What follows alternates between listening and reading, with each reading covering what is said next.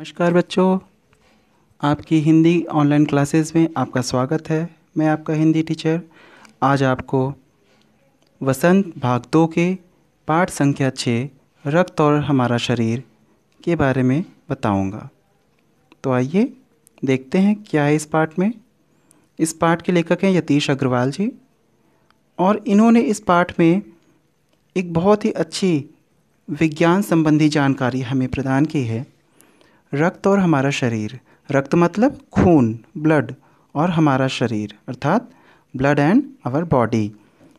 तो हमारे शरीर में खून का क्या महत्व है, खून कैसे बनता है, खून के कितने भाग होते हैं, उसकी कमी से क्या हो सकता है, इस तरह से पूरे खून के बारे में और अपने शरीर की सुरक्षा के बारे में इसमें काफ़ी अच्छी अच्छी बातें बताई गई हैं। तो चलिए देखते हैं।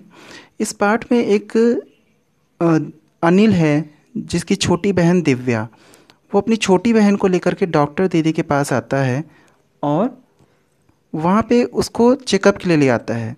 जब डॉक्टर दीदी उसका चेकअप करती है तो उसके शरीर से थोड़ा सा खून निकालती है और फिर अनिल को ये कह के भेज देती है कि कल आकर के तुम इसकी खून की रिपोर्ट ले जाना। उसके बाद अगले दिन क्या होता है, अनिल वहाँ जाता है और जब वो वहाँ जाता है तो देखता है डॉक्टर दीदी सूक्ष्मदर्शी क्या होता है, जिससे छोटी छोटी चीज़ें बहुत ही आसानी से देखी जा सकती है। तो वो सूक्ष्मदर्शी के जरिए क्या कर रही थी, एक स्लाइड पे कुछ जांच कर रही थी। डॉक्टर दीदी ने फिर अनिल को रिपोर्ट दी दिव्या की और बताया कि दिव्या को एनीमिया है। एनीमिया जानते हो, एनीमिया में क्या होता है, शरीर में रक्त की कमी हो जाती है। तो इस तरह से अनिल को भी लगा, अनिल ने भी पूछा कि डॉक्टर दीदी ये एनीमिया क्या है। तब डॉक्टर दीदी ने उसे समझाया कि हमारे शरीर में रक्त की बहुत अहम भूमिका है और रक्त की जब कमी हो जाती है तो उसे एनीमिया कहते हैं। लेकिन चिंता की कोई बात नहीं है, जैसे दिव्या सब कुछ दवाएं लेगी और खान पान अच्छा कर लेगी तो वो प्रॉब्लम सही हो जाएगी। आगे डॉक्टर दीदी उसे बताती है, अनिल के मन में जिज्ञासा उठती कि आखिर रक्त कैसे होता है, क्या होता है। तो डॉक्टर दीदी उसे स्लाइड पर दिखाती है, कहती है कि देखो रक्त एक लाल रंग का द्रव होता है अर्थात तरल पदार्थ होता है, लिक्विड होता है। हाँ, इसे हम सूक्ष्मदर्शी द्वारा देख सकते हैं। और डॉक्टर दीदी ने बताया कि क्या रक्त को भानुमति का पिटारा कहा जाता है। भानुमति का पिटारा का मतलब होता है, ये एक मुहावरा है जिसका मतलब होता है कि एक ऐसा पिटारा, एक छोटा सा चीज़ जिसके अंदर बहुत बड़े बड़े गुण विद्यमान हों, बहुत ढेर सारी चीज़ें एक छोटी सी चीज़ में आ जाए, उसे भानुमति का पिटारा कहते हैं। इसी तरह से डॉक्टर दीन बताया कि रक्त भी है। रक्त की एक छोटी सी बूंद में अनेकों लाखों कण होते हैं। जब अनिल ने सूक्ष्मदर्शी से उस रक्त की बूंद को देखा तो उसे सचमुच में विश्वास नहीं हुआ। उसने देखा कि उस एक रक्त की बूंद में कितने ढेर सारे कण दिखाई दे रहे थे। तब डॉक्टर दीदी ने उसे बताया कि जो इसमें कण दिखाई दे रहे हैं तुम्हें, ये सारे क्या हैं, ये लाल रक्त कण हैं जिन्हें आप अंग्रेजी में रेड ब्लड सेल्स कहते हो। साइंस में पढ़ा होगा आपने। तो उन्होंने बताया कि ये लाल रक्त कण हैं और इसके अलावा रक्त जो है वो उसके दो भाग माने गए हैं, एक तो तरल और एक ये कण। तो तरल को हम कहते हैं प्लाज्मा और दूसरा जो ये कण है जिनमें दूसरे भाग में आते हैं ये ढेर सारे कण जिसमें लाल रक्त कण होते हैं, सफ़ेद कण होते हैं और बिंबाणु यानी प्लेटलेट कण होते हैं। तो और ये सब क्या होते हैं, प्लाज्मा में, ये सारी चीज़ प्लाज्मा में तैरते रहते हैं क्योंकि प्लाज्मा तरल होता है। फिर सूक्ष्मदर्शी के नीचे स्लाइड में देखकर अनिल जब चकित हो गया, फिर दीदी ने उसे पूरा समझाया कि ये जो लाल रक्त कण होते हैं ना, ये लाल रक्त कण की बनावट बिल्कुल बालूशाही की तरह होती है। अनिल ने भी देखा कि वाकई में एकदम बालूशाही जैसे दिख रहे थे। और उन्होंने बताया कि 1 मिलीलीटर रक्त में ये लाल रक्त की कण की संख्या लगभग 40 से 50 लाख होती है। ठीक है, और ये दिन रात काम करते रहते हैं। ये क्या, इनका काम क्या होता है, ऑक्सीजन, जो आप ऑक्सीजन लेते हो उसे शरीर के हर हिस्से में पहुंचाना रक्त के माध्यम से। और इनकी आयु जो है वो लगभग 4 महीने की होती है। 4 महीने बाद ये धीरे धीरे नष्ट हो जाते हैं, लेकिन इनकी जगह पर नए लाल रक्त कण आ जाते हैं। और इन नए लाल रक्त कणों का निर्माण कहाँ होता है, अस्थि के अंदर। जो अस्थि यानी अपनी हमारी जो हड्डियाँ होती हैं उनके अंदर एक खाली जगह होती है जिसे जहाँ अस्थि मज्जा कहलाती है, वहीं पर इनका निर्माण होता है, वहीं इनके कारखाने होते हैं, वहीं इनका निर्माण किया जाता है।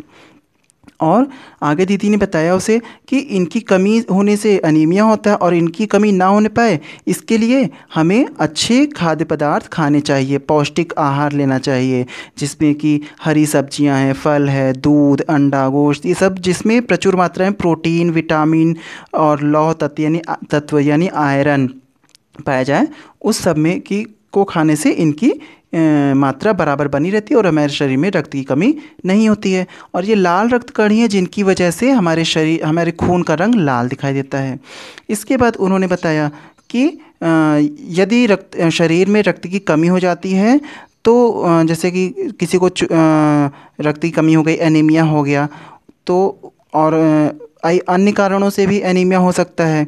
दूसरा ये कारण हो सकता है कि हमारे पेट में कीड़े हों। तो दीदी ने बताया कि पेट में कीड़े होने के भी कई कारण होते हैं। हम अशुद्ध भोजन, अशुद्ध ढंग से बना हुआ भोजन, खाद्य पदार्थ खाते हैं, या गंदा पानी पी लेते हैं, या फिर हम नंगे पैर किसी ज़मीन पर चलते हैं। क्यों? क्योंकि नंगे पैर चलने से कुछ जीवाणु ऐसे हैं जो ज़मीन पर उनके अंडे पड़े होते हैं, और उनमें से जब वो लार्वा, उनके छोटे छोटे बच्चे निकलते हैं, तो वो क्या करते हैं, हमारी त्वचा के रास्ते से हमारे शरीर में प्रवेश कर जाते हैं और जा कर के सीधे हमारे आंतों से चिपक जाते हैं, और जितना भी हम खाद्य पदार्थ खाते हैं उसको सारा उसका रस वो चूस लेते हैं, और हमारे शरीर में कुछ भी नहीं लग पाता, जिससे हमारे शरीर में खून की कमी हो जाती है। तो दीदी ने बताया कि इसके लिए बहुत ज़रूरी कि हम साफ़ सफाई का बहुत ध्यान रखें। खाना खाने से पहले हाथ धुलें, और गंदी संदी जगहों पर बना खाना ना खाएं, साफ़ पानी पिएं, और नंगे पैर इधर उधर ना घूमें। और सबसे लास्ट बात क्या कि हम खुले में शौच ना जाएं, बल्कि शौचालय का प्रयोग करें, शौच के लिए शौचालय का प्रयोग करें। इस तरह से इसके बाद दीदी ने बताया कि इसके अलावा एक सफ़ेद कण जो होते हैं, सफ़ेद कणों को वीर सिपाही कहा जाता है। वीर सिपाही क्यों कहते हैं? क्योंकि जिस तरह से सीमा पर सिपाही हमारे देश की रक्षा करते हैं, उसी तरह से ये सिपाही क्या करते हैं, ये श्वेत रक्त कण यानी वाइट ब्लड सेल्स, ये हमारे शरीर को बाहर के रोगाणुओं से रक्षा करते हैं। जब कोई बाहर के रोगाणु हमारे शरीर पर हमला करते हैं तो ये उनके साथ फाइट करते हैं, लड़ाई करते हैं, और उन्हें भीतर आने से रोकते हैं। इसके बाद आते हैं बिम्बाणु यानी प्लेटलेट्स। प्लेटलेट्स का काम ये होता है कि जब हमारे शरीर पर कहीं चोट लगती है, तब हमारा रक्त वहाँ से जब बाहर बहने लगता है, तब ये प्लेटलेट्स ही होते हैं जो वहाँ जाकर के रक्त को जमाने का काम करते हैं। ये वहाँ जाकर के एक जाले जैसा, मकड़ी की जाले जैसा एक दीवार बना लेते हैं, और जिसके कारण फिर रक्त बहना बंद हो जाता है। लेकिन डॉक्टर दीदी ने आगे बताया कि यदि कभी कभी ब्लड बहुत ज़्यादा गहरी चोट होती है और ब्लड बहता रहता है, तब उस स्थिति में हमें उस स्थान पर कसकर एक साफ़ सुथरा कपड़ा बांध देना चाहिए, और तुरंत, जिससे दबाव के कारण खून बहना बंद हो जाता है, और फिर तुरंत हमें डॉक्टर के पास पहुंच जाना चाहिए। तो इस तरह से अनिल ने जानकारी प्राप्त की, और फिर दीदी ने उसको एक जानकारी और दी कि जैसे कभी कभी क्या होता है, रक्त बहुत ज़्यादा बह जाने से शरीर में रक्त की कमी हो जाती है, तब उस स्थिति में हमें अलग से उस व्यक्ति को खून चढ़ाना पड़ता है। तब अनिल ने पूछा कि क्या हम किसी भी व्यक्ति का खून चढ़ा सकते हैं? तो दीदी ने बताया नहीं, हर व्यक्ति को हर किसी तरह का खून नहीं चढ़ाया जा सकता। खून की जो एक प्रकार है उसको मद्देनज़र रखते हुए उसे 4 भागों में बांटा गया है, 4 कैटेगरी बांटी गई है, और जिस व्यक्ति का को खून की ज़रूरत होती है उसका ब्लड पहले टेस्ट किया जाता है, और उसके अनुसार ही उसे उसी ब्लड ग्रुप का ब्लड चढ़ाया जाता है।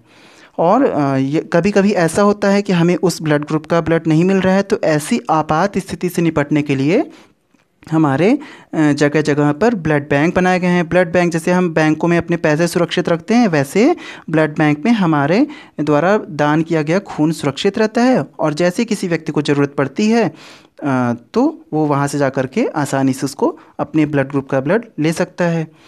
और दीदी ने ये भी बताया कि ब्लड डोनेट करने के लिए, रक्तदान करने के लिए उम्र क्या होनी चाहिए? 18 वर्ष से अधिक उम्र का जो भी व्यक्ति हो, स्वस्थ व्यक्ति, वो अपना रक्तदान कर सकता है। इस तरह से अनिल को भी मन में ये आया कि मैं भी जब 18 साल से ऊपर हो जाऊंगा तो मैं रक्तदान करूंगा। तो आशा करता हूं कि आपको ये पाठ समझ में आया होगा। अगले पाठ के लिए नेक्स्ट वीडियो मिलते हैं, तब तक के लिए नमस्कार।